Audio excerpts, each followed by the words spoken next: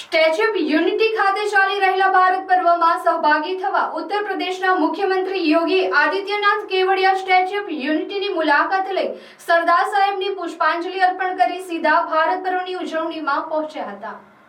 યોગી આદિત્યનાથે વિરોધીઓ અને આતંકવાદીઓને લાલકાર્ય અને દિલ્હીની ઘટનાને લઈ બોલ્યા કે ભારતની અને ભારતના લોકોની સુરક્ષાને ખંડિત કરવાની કોઈ પણ કોશિશ કરી છે તેમને મોટી કિંમત ચૂકવવી પડશે એની વાત કરી હતી। વધુમાં તેમણે જણાવ્યું હતું કે ભારત પ્રકાશ વર્ષ એકતાનું એક ઉદાહરણ છે। આખો દેશ એક થઈને આ પર્વ ઉજવે છે। આ ભારત પર્વ ઉદાહરણ છે સરદાર સાહેબના સમયે જૂનાગઢના નવાબ અને હૈદરાબાદના નિઝામ આનાકાની કરતા તેમને દેશ છોડીને જવું પડ્યું હતું। આવું જ નવું ભારત બની રહ્યું છે। તેમની સાથે ઉત્તર પ્રદેશના રાજ્યપાલ ઉપ મુખ્યમંત્રીઓ સહિત રાજ્યના કેબિનેટ મંત્રી अर्जुन मोढवाडिया અને અધિકારીઓ પણ હાજર રહ્યા હતા।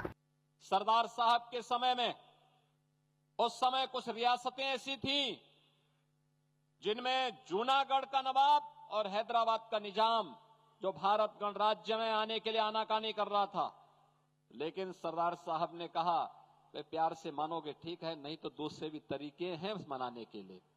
और आपने देखा होगा कैसे उनको यहां देश छोड़ करके भागना पड़ा था। नया भारत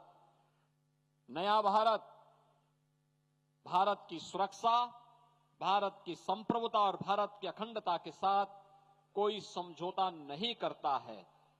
जो भारत की सुरक्षा में सेंध लगाएगा उसकी कीमत चुकाएगा। जो भी भारत के नागरिकों की सुरक्षा में सेंध लगाने का तो साहस करेगा उसकी कीमत उसको चुकानी ही पड़ेगी। ये नया भारत समय आने पर उस प्रकार का जवाब देता है। पिछले 11 वर्षों में हमने इन सब कार्यों को अपने आंखों से देखा है, हर भारतवासी ने इसको महसूस किया है।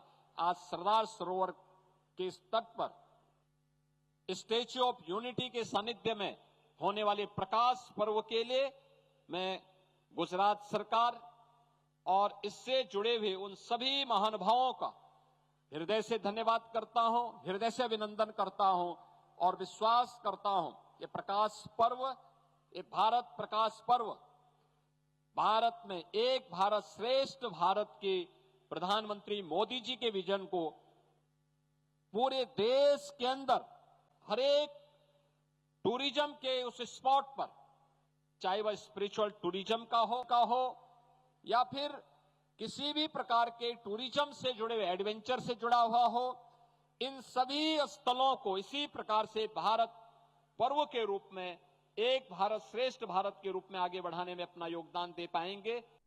Happy Diwali everyone. एक्ઝિક્યુટિવ કાર્સમાં તમારું સ્વાગત છે। આજે અમારી પાસે આવી છે બ્રાન્ડ ન્યૂ કિયા સેલ્ટોસ, જેની ઉપર અમારે કરવાનું છે પીપીએફ, પેઇન્ટ પ્રોટેક્શન ફિલ્મ કહેવાય છે। પ્રિઝમેક્સ કંપનીનું પીપીએફ કરીશું। આની પર 190 માઇક્રોન્સનું છે, મેડ ઇન જર્મન પ્રોડક્ટ છે અને one of the best paint protection treatment છે।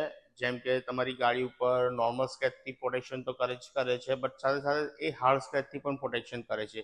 જેમ કે કોઈ તમારી કારની ઉપર કીથી યા સ્ટોનથી કોઈ સ્ક્રેચ કરી દે છે તો એ તમારા ઓરિજિનલ પેઇન્ટને ડેમેજ નથી થવા દેતું।